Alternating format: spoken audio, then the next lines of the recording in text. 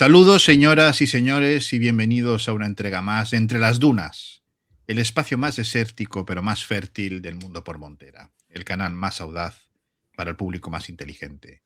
Espacio que, como todos ustedes saben, dedicamos a nuestro querido amigo y nunca suficientemente estimado don Carlos Paz, escritor prolífico, analista geopolítico, experto en todas las cuestiones de Irán, Oriente Medio, Islam, y autor de uno de los libros en español más importantes sobre esta cuestión que, como siempre, recomendamos vivamente, que es Descifrando el Islam. Carlos, ¿qué tal? Bienvenido, ¿cómo estás? Pues buenas tardes, noches, muy bien, un placer estar contigo y aunque esta semana está un poco desconectado de las noticias y estas cosas, impresionado por la imbecilidad del pueblo español. Bueno, impresionado por la imbecilidad del pueblo español, yo creo que es algo que no nos debe extrañar, porque realmente el pueblo español da unas señales de idiocia claramente visibles en múltiples cuestiones. Ha sido una semana luctuosa por los accidentes en Adamuz, sobre todo, y luego también en la provincia de Barcelona, donde ha habido otro fallecido, accidentes ferroviarios, que según Su Majestad el Rey Don Felipe, pese a que las infraestructuras son buenas, hay accidentes. Esto lo ha dicho el primero de todos los españoles, ¿no? Ha descubierto América. He descubierto América, es decir, hay accidentes. Bueno, muy bien. Entonces, pues bueno, ha sido una semana pues movida, tanto en el terreno nacional como en lo que aquí solemos tratar, que es, pero no de forma exclusiva, que es cómo está todo a nivel internacional, geopolítico, y más centrándonos en el área específica que es la que más conoces, porque no solamente la has estudiado, sino que la has visitado y la visitas con frecuencia y te mezclas con sus gentes, que es lo que conocemos como Oriente Medio, Siria, Irán, Líbano y todas esas zonas. ¿Por dónde quieres empezar, querido amigo? Tenemos movimientos militares de los americanos, de los yanquis, como me gusta a mí llamarlos, porque es su verdadero nombre. Americanos hay muchos, pero yanquis no son todos, gracias a Dios. Parece que hay un portaaviones que se está acercando a la zona cerca de Irán, en fin, que lo han movido. Se está rumoreando de manera muy por todos lados, por tierra, mar y aire, que puede haber un ataque contra la República Islámica de Irán. Bueno, esto de que se anuncie tanto, a veces es cuando no pasa nada, ¿no? Porque los ataques suelen ser sorpresivos, por motivos obvios. ¿Cómo ves el tema? Bueno, hemos estado ya algunas semanas hablando de Irán, ha sido primera página por las protestas, todo lo que se ha demanado de las mismas y ahora pues vemos esos movimientos de Estados Unidos que amenazan, y lo han dicho por activa y por pasiva, que quieren atacar a Irán, pero dejamos la semana pasada esta situación en el punto en el que había habido contactos diplomáticos muy importantes, no solo de Irán y Estados Unidos, sino presiones de Turquía y de Arabia Saudí principalmente, que son grandes socios de Estados Unidos en la zona, que pedían que no se atacara a Irán. No conviene a nadie de la zona al día de hoy que se ataque a Irán. No conviene a nadie menos a Israel, lógicamente. Ha llegado a decir ayer, viernes, Donald Trump, que estaban en camino unidades navales, ese portaaviones y algunas otras unidades por si acaso. Bueno, yo creo que Irán está condenado a ser atacado por Estados Unidos e Israel. Yo creo que esto es inevitable a día de hoy. ¿Cuándo va a suceder? Pues dependerá de cuándo nos pregunten esta cuestión. Hace unos días yo hablaba de la inminencia de un ataque estadounidense, porque así se respiraba en la diplomacia iraní, pero después de esos contactos diplomáticos y presiones de terceros, pues ha disminuido mucho la temperatura.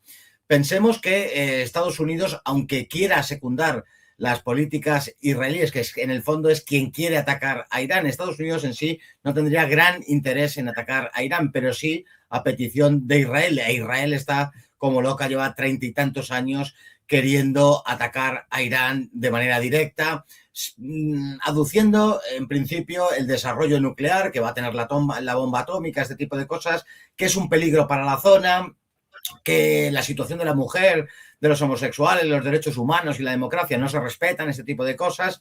Y ahora con las revueltas, bueno, pues se están amparando estas gentes que quieren atacar a Irán diciendo que está habiendo una gran represión. Se está hablando de un gran número de muertos, pero lo que se omite es que gran parte de los muertos son miembros de las fuerzas de seguridad de Irán, que han sido asesinados en actos terroristas organizados por grupos exógenos al propio Irán. Pero me estás preguntando del ataque. Yo ahora, si hace 2 semanas decía que era inminente, ahora he cambiado de opinión porque Estados Unidos no está en condiciones de comenzar una guerra. Es verdad que no sería una guerra convencional en el sentido de invadir Irán, eso no se lo plantea nadie, no se plantea nadie un bombardeo indiscriminado de todo Irán. Ahora bien, si pudiera haber un ataque parecido al que hubo en junio en aquella guerra de los 12 días, de ataques selectivos a lugares concretos, eso sí podría ser posible, pero también que tenga el convencimiento Estados Unidos e Israel que va a haber respuesta. Irán no se va a quedar con los brazos cruzados, ni mucho menos. Yo creo que la respuesta de Irán va a ser proporcional, como fue en la guerra de los 12 días, y si se sintiese acorralada, si sintiese que están tambaleándose las estructuras del Estado, lanzarían todo lo que tienen, y lo he dicho muchas veces, todo lo que tienen, no sabemos a ciencia cierta de qué estamos hablando. Lo que utilizaron en la guerra de los 12 días fue material el más moderno de 10, 12 años atrás. Con lo cual, Estados Unidos, sabiendo eso, yo creo que no va a dar el paso de un ataque a centros importantes ni nada parecido. Según lo que haga Estados Unidos, así va a ser la respuesta de Irán. Pero yo creo que a día de hoy es sábado 24, yo no creo que vaya a producirse un ataque masivo, indiscriminado, ni mucho menos. Pero es verdad que solamente con el envío de tropas aeronavales están volviendo a hacer que la temperatura suba en esa parte del mundo. Hemos visto, como no se había visto nunca, grandes aviones chinos, aviones rusos en cielos iraníes, aterrizando en bases y en el aeropuerto de Teherán. Se entiende que llevando material pues, para que los iraníes puedan defenderse de una manera más, digamos, potente, ¿no?, contra un posible ataque. Esto nos dice pues, que están recibiendo un apoyo directo tanto de China como de Rusia. Los chinos siempre sabemos que no son tan, en fin, que son más astutos o más cautelosos a la hora de mostrar este tipo de cuestiones, pero parece que en esto pues, están siendo bastante claros de que no les interesa que Irán caiga en manos pues, del caos o que sea un país que quede bajo la órbita anglosionista, ¿no?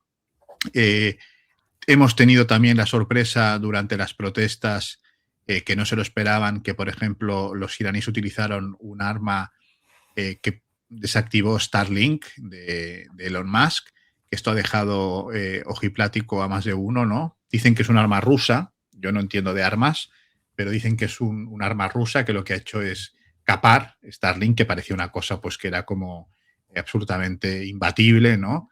Y parece que bueno, en ese conjunto de operaciones que llevó a cabo la seguridad iraní, pues para cazar a los espías y a los agentes extranjeros que estaban agitando esas algaradas, usaron este arma y les sirvió además para captar quiénes estaban utilizando Starlink y entonces cazar con mayor eficacia a los que estaban operando en contra de la revolución islámica desde dentro, ¿no? Esto ha sorprendido a muchos porque también con la retórica, parece que los iraníes ahora se lo están tomando, no es que antes no se lo tomaran en serio, ¿no? Pero parece que los iraníes ahora mismo no quieren que los pillen otra vez de boludos, ¿no? En el sentido, pues que les maten a 15 generales de golpe o una cosa de este tipo, que realmente pues siempre es un golpe importante, ¿no?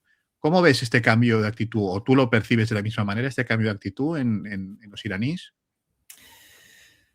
Sí, están tomando medidas que antes no podían tomar. Por ejemplo, la cuestión de la aviación es muy importante porque ese era el talón de Aquiles del ejército iraní. Tenían una aviación bastante desfasada y ha sido renovado el parque móvil del aeronáutico iraní a través de esa ayuda china y rusa. De hecho, compraron unos modelos bastante modernos rusos y China también ha ayudado en ese aspecto en estos últimos días.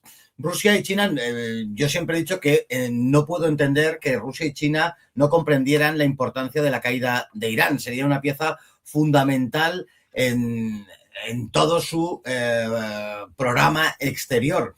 China, el interés que tiene es económico y por Irán transitan parte de la ruta que ellos necesitan para seguir creciendo económicamente. Aunque solo fuera por ese aspecto, a China le conviene que el Irán de la República Islámica siga existiendo tal y como lo conocemos y que no sea sustituido por un país que sirva pleitesía a Estados Unidos. Rusia, cuanto más cuando está enteramente rodeada por bases norteamericanas, cuando se le ha empujado a esa guerra con Ucrania y se amenaza con ampliar la OTAN también en suelo ucraniano, solo le faltaría que Irán cayese y un socio económico y militar que tiene con costas en el Índico cayera también. Esto no lo van a permitir. Es interesante lo que hablabas de la suspensión del servicio de satélites de Elon Musk de Starlink. ¿Cómo fue suspendido? Yo, como por lo que tengo entendido, fue tecnología propia en gran medida, tecnología iraní. Pero también he oído hablar a gentes que pues fue con ayuda rusa. Y es verdad que mientras que el cortar internet se vendió aquí como para que no se supiese lo que estaba sucediendo dentro, la misión fundamental era para no propagar, por un lado, que no propagasen los terroristas sus actos y por otra, para poder saber quién utilizaba ese servicio de satélites para estar en contacto desde el exterior y hacer lo que hacían. Y eso les ha permitido capturar a muchísimos terroristas que son los que están siendo enjuiciados y pasando a disposición judicial, pese a que en Occidente se venda eso como que son los manifestantes pacíficos los que están siendo juzgados por el hecho de manifestarse. No es cierto, en absoluto. Así que yo creo que está contando entre la cuestión de la aviación, la cuestión de esa tecnología que tiene para poder suspender las comunicaciones desde el exterior. Por supuesto, el arsenal misilístico. Tiene una tecnología propia Irán que yo entiendo que Estados Unidos, si lo sé yo, cuanto más Estados Unidos, y sabrá a qué se está enfrentando en caso de llevar a cabo ese ataque, que me parecería una insensatez, me parecería incendiar Oriente Próximo, no ya solamente a los aliados naturales de Irán, sino, como he dicho antes, Turquía, Arabia Saudí. Arabia Saudí ya ha dicho varias veces, en 2 ocasiones le he escuchado decir, que no va a permitir que sobre su espacio aéreo transiten aviones occidentales que bombardeen Irán. Esto ha sido algo inusitado y también lo ha sido ese acercamiento de Turquía, del que hemos hablado en algunas ocasiones, sí.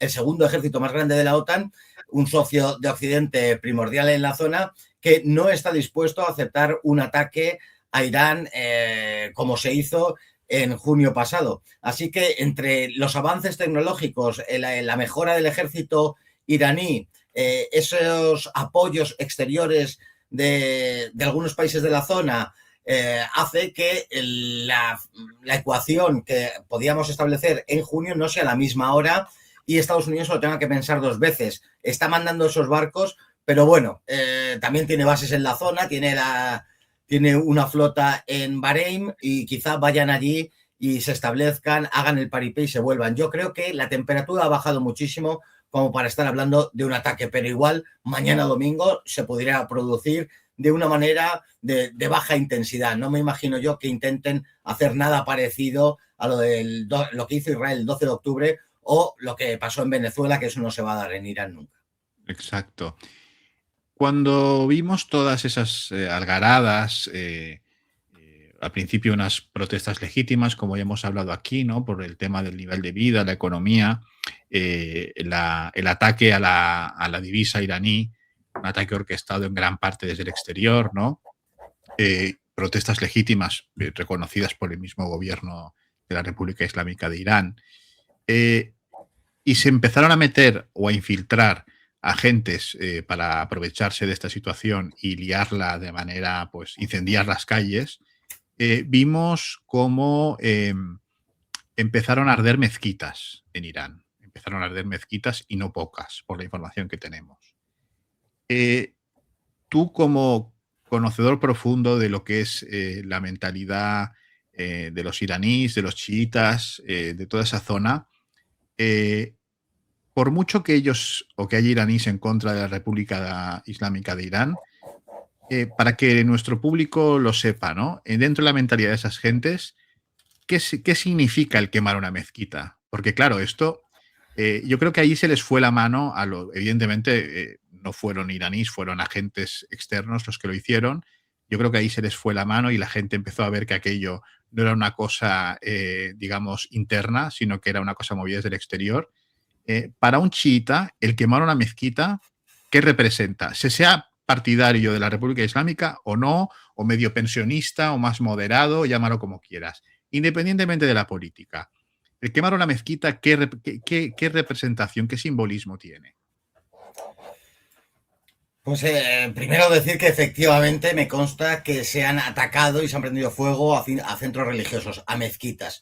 Esto dentro de, ya no solamente el chiismo, por supuesto, para un religioso musulmán chiita, eso parece la mayor afrenta que se pueda llevar a cabo. No pueden concebir siquiera tal cosa. Pero vamos más allá y vemos que gentes que no son creyentes o fervorosos creyentes, incluso un ateo, y aquí sucedería, aquí en España a lo mejor menos, pero en Italia o en un país normal, porque España ya no lo es, gente que no fuera creyente vería como una afrenta un movimiento político que prendiera fuego a las iglesias y que atacase a las cuestiones religiosas. En ese sentido, pues creo que en Irán sucede tres cuartas partes de lo mismo. Estaba leyendo esta mañana un libro sobre Irán y estaba viendo cómo las mezquitas y las huseiniyas, esos centros que no son puramente dedicados a la oración, pero sí están dentro de un recinto religioso, ni en tiempos del Shah con la Shabak se atrevían, y hubo periodos dentro del reinado del Shah profundamente antirreligiosos, intentando suprimir el velo por la fuerza, atacando a clérigos, encarcelándolos, torturándolos en ocasiones y asesinándolos. No entraban en esas huseiniyas ni en esas mezquitas, y era un espacio de libertad enteramente, porque se entiende dentro del mundo religioso chií y por extensión en todo el mundo musulmán, la mezquita no es solamente un recinto religioso, tiene una consideración metareligiosa, va mucho más allá. En nuestras iglesias se entra para rezar, para orar, para celebrar la Eucaristía, pero en las mezquitas, con ese patio, con esas zonas para que los niños estén ahí jugando, las personas hablando, es un centro de encuentro que tiene una dimensión social y humana mucho más grande que las iglesias cristianas. Prender fuego a todo eso supone una afrenta hacia la esencia del país, más allá de lo religioso. Por supuesto, a los religiosos ni qué decir tiene que les supone una blasfemia de primer orden, indudablemente. Ciertamente, ahora que has mencionado la época del Shah, del padre de este gran hombre, ¿no? De este liberador, ¿no? Que es el hijo del Shah, que vive en Estados Unidos y que ayer o anteayer se reunió con la señora Machado, otra luchadora por la libertad. En fin, pues bueno, cuando gobernó el Shah, ciertamente hubo una época de persecución religiosa y tú lo sabes mejor que yo, hubo un incidente que soliviantó mucho al pueblo iraní, sobre todo porque pasó en la ciudad de Qom, que es una de las ciudades más religiosas de Irán, ¿no? Es como el Vaticano chiita, le llaman el Vaticano chiita, ¿no? de Irán, porque la Shabak y el ejército entraron sin quitarse los zapatos en una jausa, en un seminario islámico donde estudian los que van a ser futuros clérigos, y detuvieron gente. Y eso ya fue una especie de gran, porque lógicamente, ¿no? fue una gran afrenta contra, no solamente contra los religiosos, sino contra el pueblo iraní, ¿no? O sea, ¿cuánto más prender fuego una mezquita? O sea, aquí estamos hablando de entrar por la fuerza, no destruirla, pero estamos hablando de quemar mezquitas. Por lo tanto, para que la gente lo sepa, o sea, por mucho que la gente estuviera en contra de la República Islámica, no se van a poner a quemar mezquitas, porque eso tiene más dimensiones que no la meramente política, ¿no? Yo creo que eso vale la pena. Pero todas estas cosas históricas, mucha gente pues pasa de ellas o piensa que son anecdóticas, pero nos ayudan a entender el presente, ¿no? Creo yo. Profundamente lo que estabas contando, pues fue un shock para gentes que no pueden concebir el ataque a un centro religioso. Si estaba contando que eso que sucedió en Com fue verdad y fue así, en muchos lugares se respetaban esos centros de reunión en instalaciones dentro del complejo de la mezquita y eran un sitio donde podían hablar de política libremente. No concebían ni en aquellos tiempos que se pudiera entrar y mucho menos prender fuego y destruir centros religiosos. Esto es enteramente inconcebible, es algo parecido a lo que sucedió aquí en nuestra guerra civil. Ha habido otras revoluciones, la propia revolución rusa, aún suspendiendo durante muchas épocas la liturgia y que se celebrase la Eucaristía en las iglesias, no las destruyeron y ahí se podían visitar y las tenían como museos prácticamente, no se destruían. Aquí en España, del 36 entre el 36 y el 39, se destruyó en numerosos lugares religiosos, iglesias, seminarios, bibliotecas religiosas.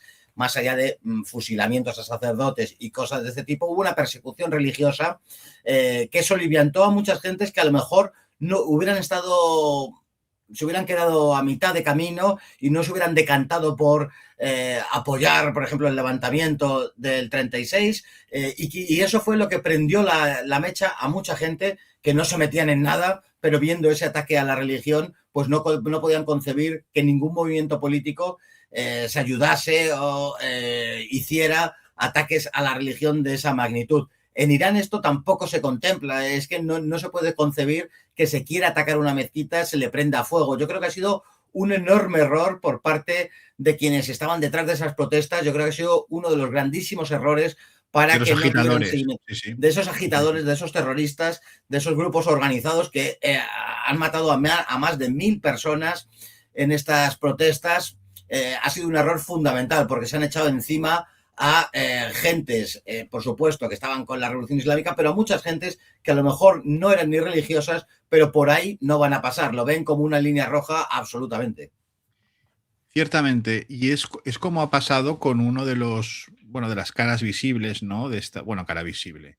Sí, de los que hemos visto foto, ¿no? De uno de estos agitadores que ha sido condenado a muerte, si no entendí mal, pero lo ponían casi como si fuera un angelito o alguien que ha ido a protestar pues de manera pacífica o inocente, pero si no he entendido mal, lo que hizo fue matar a un juez.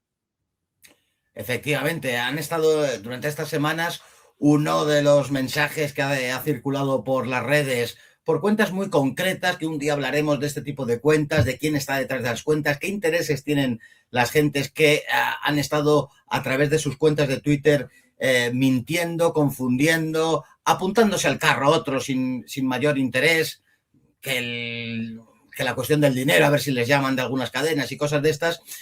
Ha habido gente que ha dado a difundir la foto de una persona que ha sido condenada a muerte y se le presentaba como un pobre manifestante que ha ido a protestar por la situación de Irán porque no quiere que siga la República Islámica, pero que de manera pacífica ha salido a las calles. No, ha sido un terrorista que mató a un juez y a otra persona que le acompañaba. No recuerdo ahora si era familiar, amigo, compañero de trabajo, pero le mató a la salida de los juzgados y por lo tanto ha sido arrestado, ha sido enjuiciado y ha sido condenado a muerte. No sé si se ha llevado a cabo la ejecución ya, pero desde aquí entiendo perfectamente y justifico que la República Islámica a este tipo de gente, según el derecho que tienen, pues sea justiciado. Lo mismo que sucedería en Wisconsin o en Pensilvania.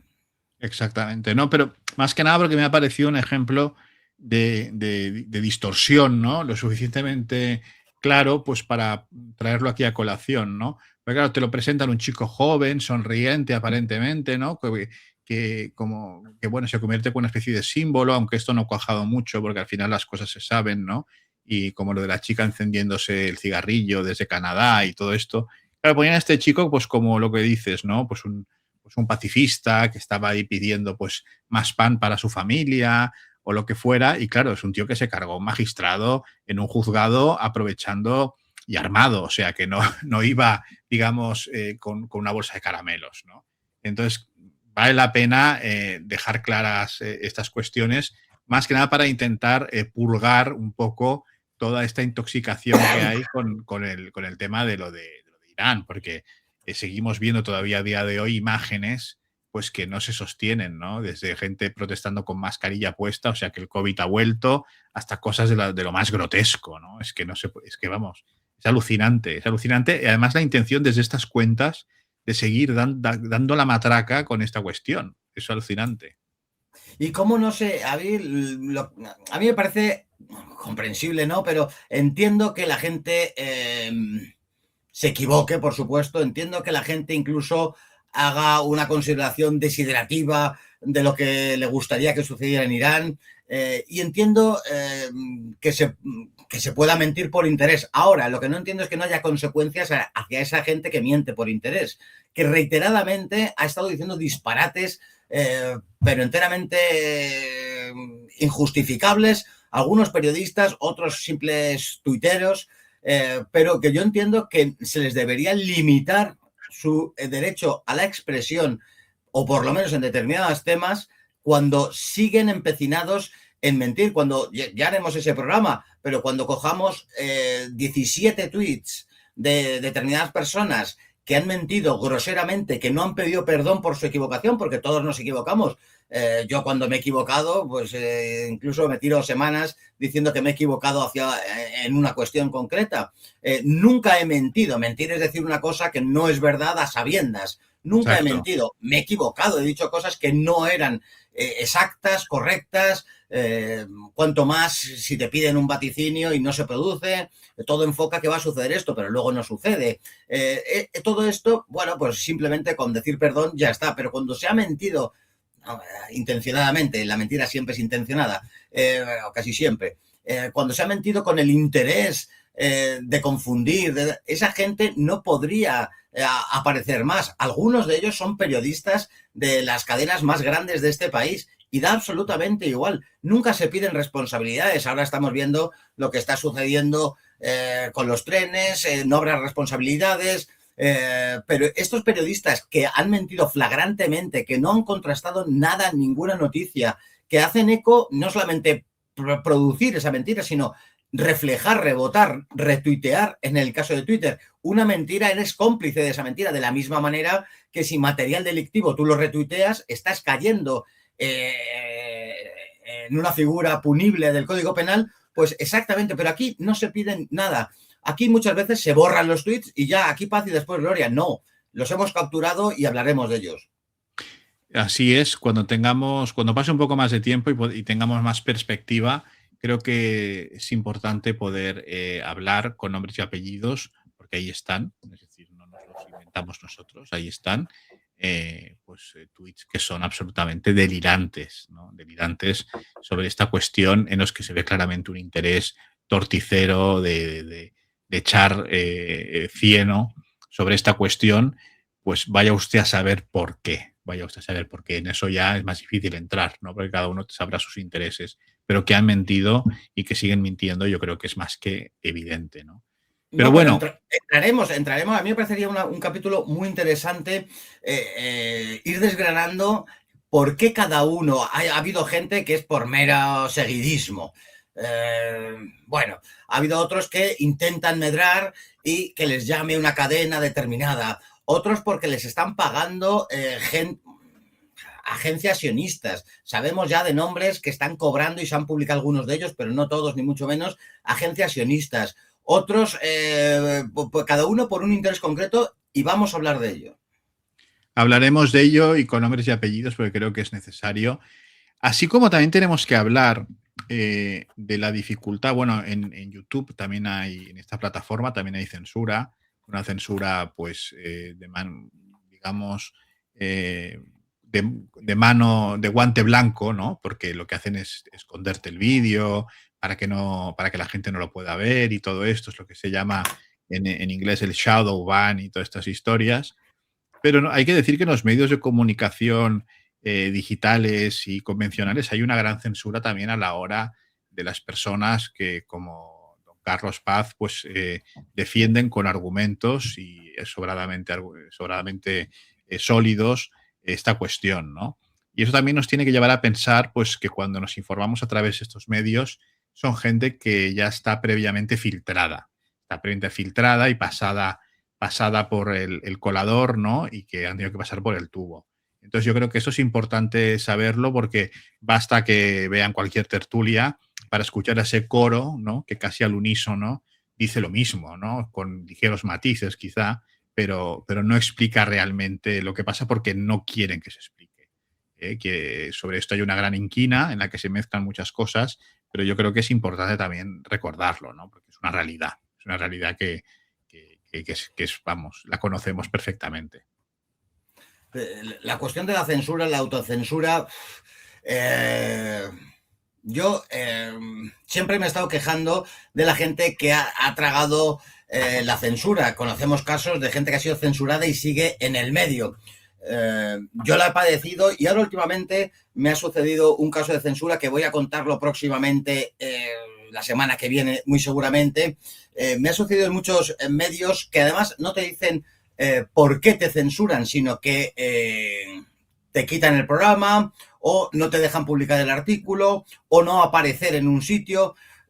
Vamos a hablar de varios medios también, vamos a hacer un buen programa ese día que hablemos de la censura y de los medios de comunicación, porque de verdad que hay que decirlo, no me vale, si siempre he dicho yo antes que me he quejado de la gente, luego cuando se lo hacen a uno, aunque estén las lentejas jugándoselas uno, que a mí sabe usted que no me sobran las lentejas, pues da igual, hay que denunciarlo, evidentemente. Me ha pasado en medios escritos, como en La Gaceta, me pasó en la televisión 7NN, y voy a contar algún caso más de un medio en el que estoy hasta el día de hoy todavía, y algo más, una sorpresa del programa Horizonte.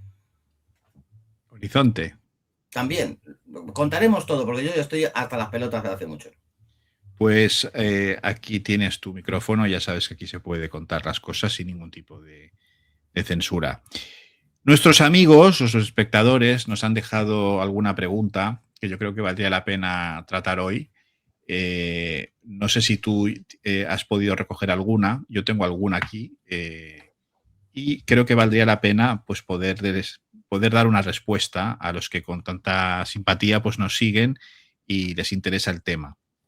Si te parece, empiezo yo con una que te dejan aquí, que dice: Don Manuel, pregúntele a Carlos Paz sobre los kurdos y Rojava en su próximo vídeo. Un saludo. Pues buena pregunta.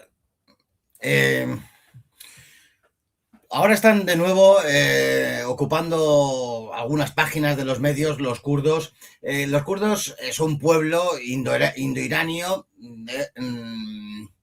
que se distribuye entre Turquía, Azerbaiyán, Siria, Irak e Irán, y que han sido siempre utilizados como moneda de cambio. Nunca han tenido un estado propio. Después de la Primera Guerra Mundial se les prometió un estado, fueron la mano ejecutora de los turcos en algunas matanzas, principalmente en el genocidio del Saifo, por ejemplo, que murieron miles de cristianos orientales, fueron ellos. En el genocidio armenio fueron ellos también la mano ejecutora, y a cambio de ese quehacer, pues fueron prometiéndosele el Kurdistán y nunca se desarrolló. Durante la guerra de Siria habla de la Rojava. Rojava en dialecto kurdo significa occidente. Era la parte occidental de ese futurible Kurdistán.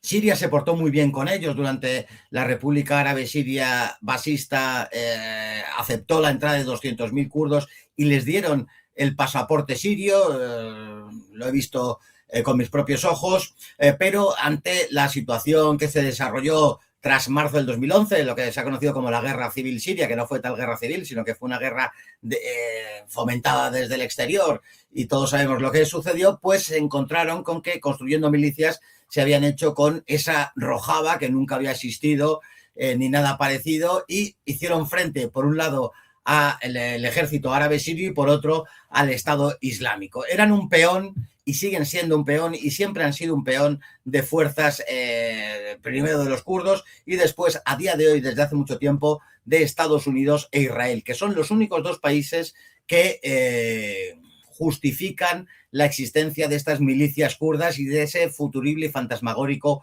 Kurdistán. Pero es que no hay que saltarse que la zona de la Rojava, la zona oriental, nororiental de Siria, es donde se encuentran las refinerías o gran parte de las refinerías de petróleo. También había alguna importancia de oro y alguna otra cuestión, aceite, que era extraído y vendido en Turquía como aceite italiano en la Unión Europea, pero sobre todo por la importancia de las refinerías se han quedado estadounidenses allí protegiendo esas refinerías, extrayendo el petróleo, enriqueciéndose, y ahora lo último de lo último es que los han dejado a su suerte ante un avance del ejército árabe sirio bajo las órdenes islamistas de Al-Golani, y han producido, con ese avance, por cierto, han soltado a miles de excombatientes del ISIS, que muchos de ellos vendrán a Europa, y luego nos preguntaremos si dirán que el Islam está atacando Europa y este tipo de cosas. Son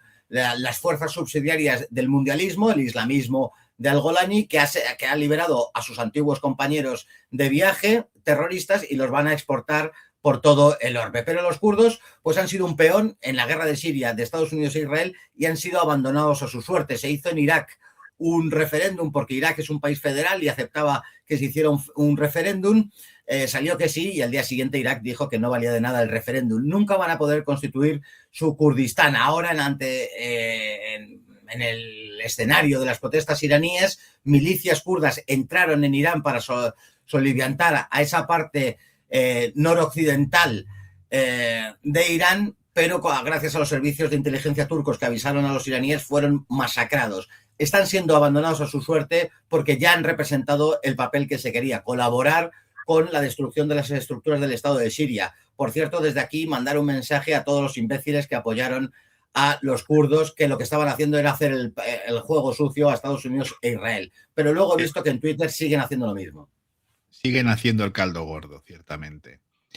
Pues muchísimas gracias, creo que nuestro amigo quedará muy contento. Y yo sigo disparando, sigo disparando porque hoy te veo especialmente con un buen chaleco antibalas, falta. A ti te gustas, como los buenos legionarios, a pecho descubierto. Manuel, mi tocayo, nos pregunta: me gustaría que Carlos Paz nos contara algún día el papel de Occidente en el triunfo de Jomeini y la Revolución Islámica. Tengo entendido que no querían que Irán se convirtiera en un país comunista de la órbita soviética y pusieron la teocracia en su lugar. Jomeini estaba exiliado en Francia, igual que otros comunistas, entre comillas, revolucionarios. Supongo que no fue casualidad, nos dice este amigo, para que lo comentes. Hay mucha confusión y he visto también al calor de estos programas que hacemos algún escrito al respecto, poco más o menos, o incluso de manera explícita, que Estados Unidos Occidente puso a Jomeini. Es una auténtica barbaridad. Lo que hay que explicar es que hubo una revolución en Irán. Por un lado hay una revolución iraní y dentro de esa revolución iraní hubo la revolución islámica. Sintetizándolo al máximo, todo ante la situación que existía en Irán a finales de los 70, sobre todo a partir del 77, el año 78, multitud de capas sociales, de intelectuales, de partidos políticos, de movimientos sociales, se levantaron contra el Shah. Ante esta situación, estamos en el año 78-79, en plena Guerra Fría, el miedo de Estados Unidos. Irán era un socio preferencial en la zona de Estados Unidos. Ante esta situación, el peligro, lo que veía Estados Unidos, el peligro era que los comunistas se levantaran, que también estaban dentro de esa revolución iraní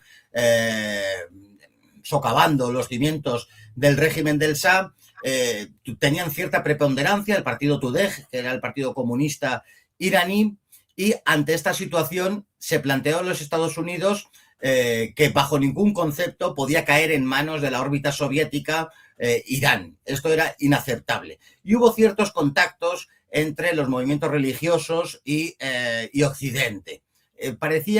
Pensemos que esos movimientos religiosos, lo que luego va a ser Khomeini y la fundación de la República Islámica, era una cosa vista aquí con exotismo, no sabían de qué iba la cosa. Michel Foucault fue a la República Islámica, el gran padre, bueno, un asqueroso, bueno, yo es que no lo soporto a Foucault, pero sí. Michel Foucault, el gran padre de toda la degeneración occidental filosófica y tal, estaba fascinado porque no tenía ni puta idea de lo que era aquello. Y el tío fue allá pues para hacerse, no sé, el exótico, ¿no? El exotismo muy francés, por cierto, muy francés. Sí, porque no sabía Occidente qué era lo que representaba de verdad Khomeini. Del chiismo no había prácticamente nada escrito en Occidente. Había habido algunas figuras muy destacadas dentro de esa revolución iraní previa a la propia revolución islámica.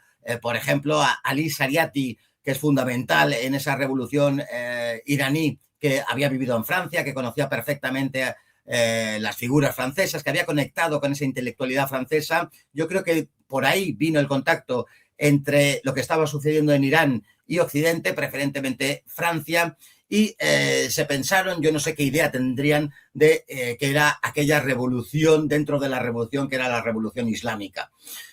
Pero hasta ahí son los contactos de Occidente con la revolución islámica. Fijémonos cómo al instante de vencer Khomeini a todas las fuerzas conservadoras, comunistas, a todas las fuerzas diferentes a lo que representaba la revolución islámica, las laminó. A los comunistas los metió en la cárcel, fueron ejecutados muchos de ellos. No existe a día de hoy el Partido Comunista en Irán. Se enfrenta y dice claramente lo que quería establecer en Irán. Y una de las máximas de la revolución islámica era ese antioccidentalismo y antiestadounidismo, anti-Estados Unidos furibundo. La entrada de los estudiantes en la universidad, en la embajada de Estados Unidos, todo lo que acaeció desde el primer momento. No se puede decir bajo ningún concepto que Occidente apoyó y poco menos que puso a Khomeini ahí por el miedo comunista. Hubo un momento en el que no sabían ni por dónde les iban los tiros, y muy avanzada esa revolución iraní y ya instaurándose la revolución islámica, todavía Estados Unidos pensaba que era el Partido Comunista iraní el que se iba a hacer con el poder. No las vieron venir ni supieron calibrar la magnitud de la fuerza que representaba Khomeini y todo lo que había detrás de él. Ciertamente, Ana, me has hecho recordar una anécdota que me contó un iraní que estuvo, bueno, fue parte, ¿no?, de esa revolución, sobre una anécdota que implica al Ayatollah Khomeini y a Rafsanjani, el famoso Rafsanjani, que se ve que, bueno, Khomeini, que era un hombre de una austeridad prácticamente cartuja, ¿no?, que vivía pues de una manera absolutamente, en fin, ya lo decían los americanos, ¿no? Dice, ¿qué le vamos a ofrecer? ¿Cómo vamos a comprar a este hombre que vive con un yogur y unos ajos, ¿no? Es decir, era un hombre de una sobriedad tremenda, pero era muy aficionado a escuchar la radio, ¿no? Tenía un transistor y ahí se informaba el ayatolá. Y él dio la orden, pues que, bueno, que la radio de Irán, pues dijera la radio de la República Islámica de Irán. Y se ve que en Irán, en ese momento, la radio la tenían pues unos periodistas que me imagino yo que a lo mejor era un poco, no progres, pero bueno, les costaba, ¿no?, eso de la República Islámica. Y decían la radio de la República de Irán. Entonces él mandó a Rafsanjani y le dijo, ve a la radio, vaya usted a la radio, porque ahí siempre se tratan de usted, los iraníes, para eso son muy puntillosos, y dígales que mañana digan República Islámica de Irán. Entonces al día siguiente, bueno, fue Rafsanjani, entonces Khomeini al día siguiente escucha que vuelven a decir la República de Irán. Y vuelve a coger a Rafsanjani y dice, vaya usted otra vez a la emisora y dígales que digan la República Islámica de Irán mañana. Y al día siguiente 3/4 de lo mismo. Se repitió esto otro día más y al tercer día le dice, vaya usted a la radio y dígales que como no digan la República Islámica de Irán, los voy a fusilar a todos. Y ahí cambió toda la cuestión. Es decir, Khomeini no era ningún pelanas, tenía muy claro lo que quería, y cuando lo intentan vincular pues con supuestos intereses occidentales, pues hombre, como que se cae un poco el relato por sí mismo. Por lo tanto, yo creo que esta anécdota ilustra mucho pues que Khomeini pues tenía su propia idea y la llevó a cabo, ¿no? De una manera casi asombrosa, porque que un anciano pudiera derrocar al supuesto rey de reyes, Sol de los Arios y casi uno de los hombres más ricos del momento, pues es asombroso, ¿no? Pero bueno, lo pudo hacer. Bueno, tenemos aquí otra pregunta. Nos vamos al Líbano. Carlos, ¿qué te parece? Bueno, buen sitio. Buen sitio. Dice, buenas, don Manuel y don Carlos. Una pregunta para Carlos. Con respecto al Líbano, la relación del Kataeb, lo que eran las antiguas falanges libanesas, ¿cómo es con respecto a Hezbollah e Israel? Un saludo. Vale, estoy tomando notas.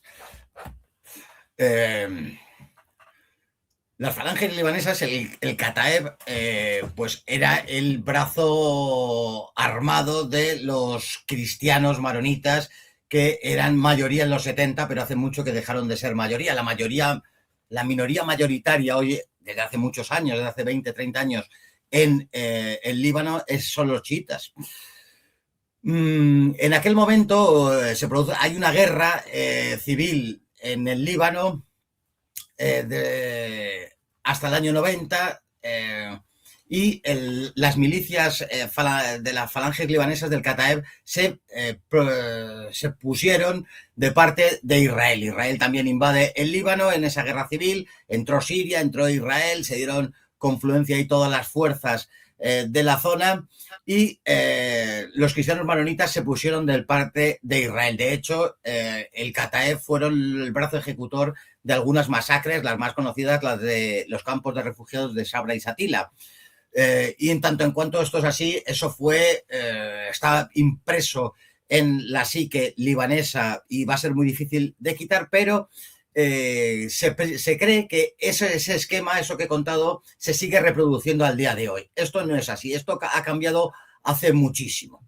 Se desconoce aquí, porque no se quiere contar, que Hezbollah, que fue creado al calor de esa invasión de Israel, del Líbano por parte de Israel, sufragada por Irán, por intereses iraníes para frenar las ansias expansionistas de Israel, tiene un primer manifiesto que es Carta a los oprimidos del Líbano y del mundo, en donde propugnan un estado confesional chií y este tipo de cosas. Y ahí se ha quedado la narrativa occidental. Lo que se desconoce o no se quiere contar es que Hezbollah en el 2006 emite un segundo manifiesto en donde renuncian a todo, aparte de lo que habían propuesto en el primer manifiesto, y ya se consideran un partido nacional, no confesional, ni que quieren imponer una república confesional chií.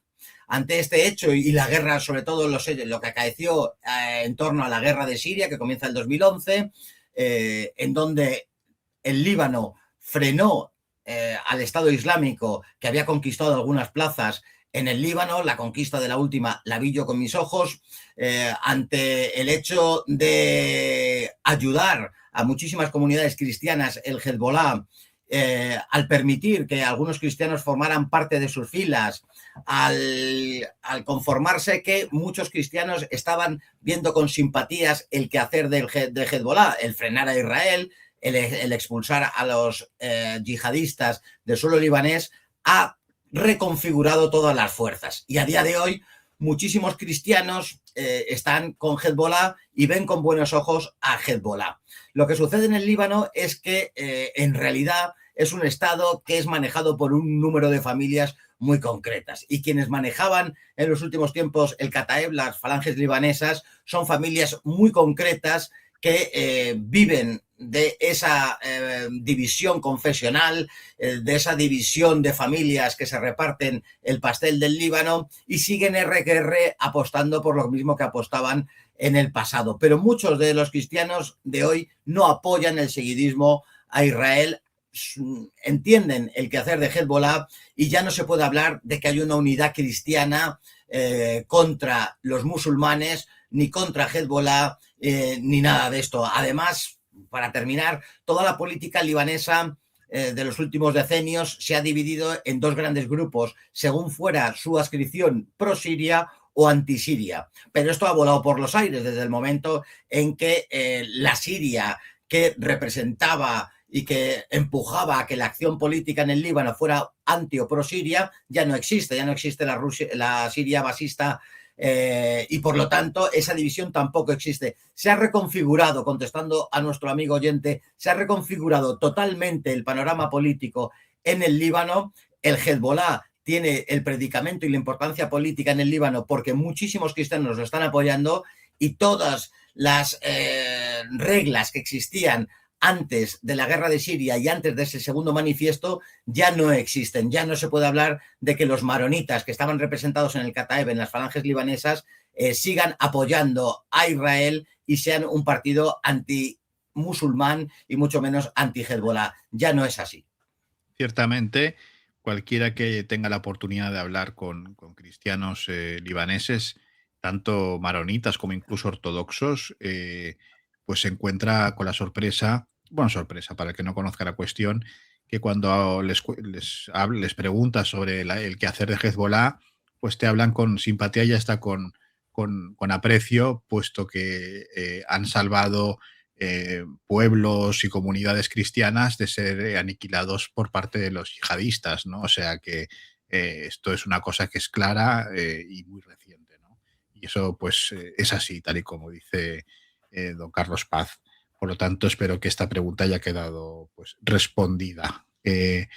Bueno, estas son algunas de las preguntas que han hecho. Decir pues que pueden dejar sus cuestiones en los comentarios y que en la medida de las posibilidades que tengamos de tiempo y demás, pues don Carlos irá dándoles debida respuesta, porque muchas veces con tanta maraña que hay con el tema este, hay cosas que no se entienden, que se confunden, y más si añadimos la desinformación, entonces ya el pastel es intragable, ¿no?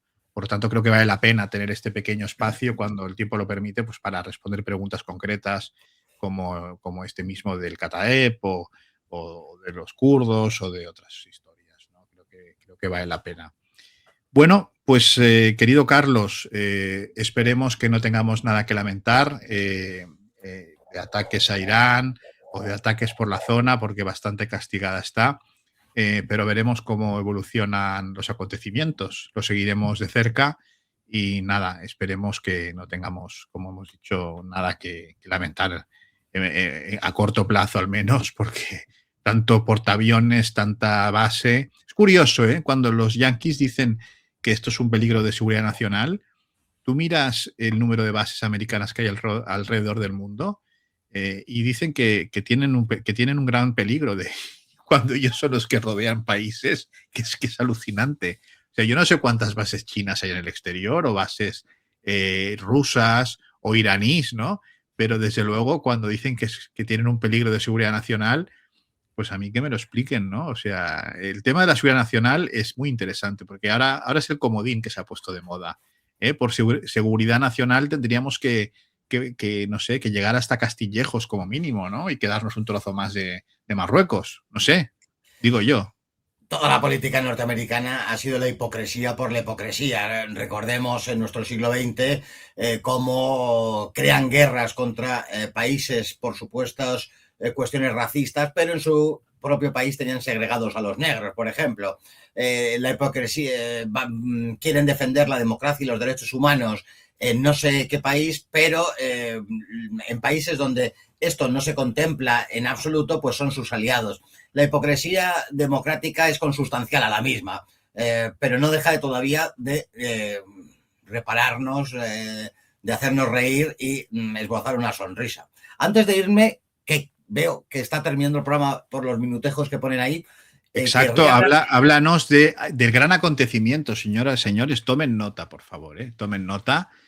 Cuéntanos. Bueno, pues de un curso de geopolítica que va a impartirse el viernes 6 de febrero, sábado 7 y domingo 8. Son unos cursos de geopolítica que llevo preparando en los últimos 3 años. Hace 2 años comencé a hacerlos y tienen una buena acogida. Son interesantes y quería invitar a todos nuestros oyentes a que se interesen por el mismo. Si tienes el cartelito lo podemos poner y todo. Comenzarán el viernes 6 a las 7:30 de la tarde en Madrid, en la calle Ardemans número 66. Hablará Antonio Alonso, que es profesor titular de la Universidad CEU. Nos hará un paseo geopolítico, es el título de la conferencia. Nos va a posicionar, nos va a narrar, nos va a dar una foto de la situación geopolítica mundial.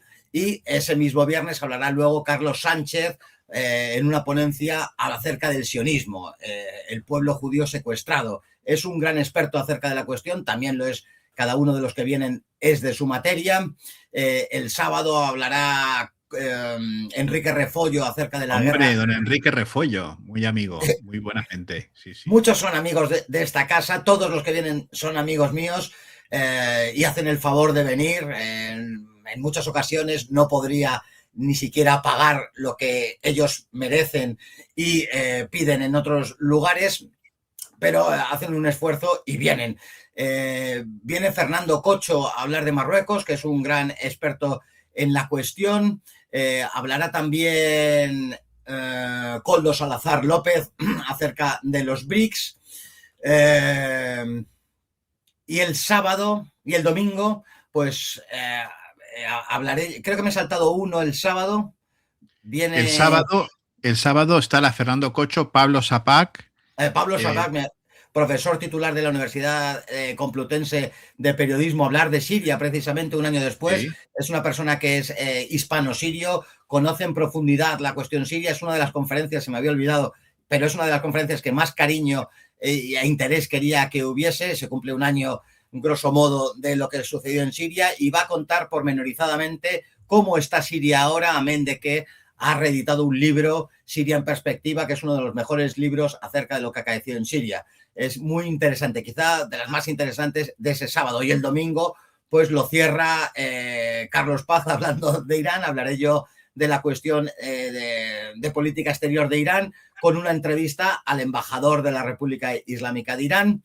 Creo que es bastante interesante la entrevista, más que lo que diga yo. Viene Olga Caballero para hablar de la Unión Europea, una persona que conoce los entresijos de la Unión Europea, ha trabajado en Bruselas, tiene una visión muy acertada de lo que de verdad es la Unión Europea porque la ha conocido desde dentro, es profesora de la Universidad Carlos III, muy jovencilla, y me apetecía renovar un poco el panorama también de los ponentes, que siempre los que vamos a hablar tenemos ya más años que el fuego, y entonces traer a gente joven, porque siempre aparecemos los mismos en todos lados. Y cierran las jornadas, haré una mesa redonda con Rubén Gisbert, abogado, muy conocido en las redes, tenía mucho interés que viniera y nos va a hablar de España, de cuestiones que le voy a ir planteando acerca de España. Así que si tienen intereses, le interesa la gente en acercarse, pues puede escribir al correo electrónico geopolíticacurso@gmail.com, geopolíticacurso@gmail.com, y ahí les informaremos qué hay que hacer para asistir a estas conferencias. Exactamente, no se lo pierdan, todo el que esté en Madrid, yo creo que es una cita ineludible, además de muy interesante porque tienes un cartel que parece las ventas en sus mejores tiempos, tienes un cartel sensacional con unos diestros de primera categoría para tratar un tema tan difícil y tan complejo. Por lo tanto, Koldo Salazar, el profesor de San Pablo CEU, quiero decir, tienes gente, Fernando Cocho, ¿no? Yo creo que luego Rubén Gisbert y compañía, quiero decir, va a ser, y el embajador de Irán, para que la gente también pueda hacerle preguntas. Creo que es un momento muy importante. Por lo tanto, ahora mismo, cuando ustedes acaben de ver este programa, en la descripción podrán ver el correo electrónico, copiar y pegar el correo electrónico para que puedan ponerse en contacto con la organización de estos eventos y poderse apuntar si así lo desean. Y en el caso, pues que también lo quieran hacer, pues pueden escribir al Mundo por Montera y se lo haremos llegar a don Carlos Paz para que nadie se pierda la posibilidad ¿no? De informarse de primera mano y no a través de gentes, de periodistas, de juntaletras, de ratas de biblioteca, es decir, gente toda que ha pisado el terreno y que no hablan de oídas, sino que saben saben de qué se trata esta cuestión y que intentan hacerlo de una manera ecuánime y fructífera. Por lo tanto, Carlos, te felicito por esta iniciativa y estoy seguro que irá fenomenal, y desde aquí pues vamos a apoyarlo de manera pues decisiva e importante. Por lo tanto, Muchas será gracias. seguro que fenomenal, ¿eh? Y nada, querido Carlos, muchísimas gracias una vez más por haber estado esta semana con nosotros, y nos vemos la semana que viene entre las dunas, ¿eh? Ha sido un placer, como siempre. Estupendo. Pues nada, señoras y señores, muchísimas gracias. Ya saben que pueden ayudar a este canal por múltiples vías. Pueden, sobre todo, darle al me gusta, compartir. Pueden compartir este canal con su amiga, con su amigo, con la abuela, con su amigo Guy, pueden compartirlo con algún amigo sionista que tengan también, con quien sea. Pero la cuestión es que compartan, y que pueda esto vencer a la censura que nos esconde, porque YouTube nos esconde un poquito cuando hablamos de estas cuestiones. Y esto ayuda a que el algoritmo, el famoso fantasma, esta especie de golem, el algoritmo, pues se lo tome de otra manera. Y si lo desean, pues pueden unirse al grupo de Telegram, @elmundopormontera, donde hay noticias a veces que no podemos poner aquí, o seguirnos en X, en @mgmunté, y luego si quieren ayudar de otra manera, pues encontrarán toda la descripción en el programa. Pero sobre todo, no se olviden de mirar el programa del evento que organiza don Carlos Paz, la jornada geopolítica, porque puede ser muy interesante y les va a gustar mucho. Y muchísimas gracias por haber querido conectar una vez más con El Mundo por Montera, el canal más audaz para el público más inteligente. Buenas noches.